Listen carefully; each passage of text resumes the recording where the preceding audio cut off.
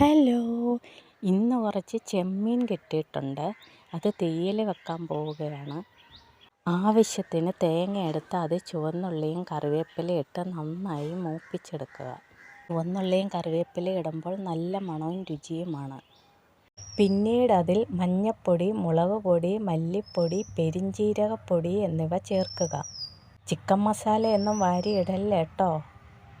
ആവശ്യത്തിന് ചുവന്നുള്ളി, പച്ചമുളക്, കറിവേപ്പില, തക്കാളി എന്നിവ ഇട്ട് വഴറ്റുക.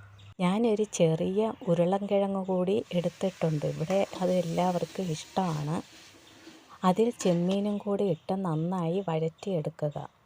ഈ കഷ്ണം ഒരു ചട്ടിയിലിട്ട് വെന്ത് വരുമ്പോൾ നമ്മൾ അരച്ച് വെച്ച അരപ്പ് കൂടി ഇട്ട് നന്നായി തിളപ്പിച്ചെടുക്കുക. എന്നിട്ട് നല്ലപോലെ കടുക് വറുത്തിടുക. ഈ വീഡിയോ ഇഷ്ടമായാൽ ലൈക്ക് ചെയ്യാനും സപ്പോർട്ട് ചെയ്യാനും മറക്കല്ലേ. ബായ്.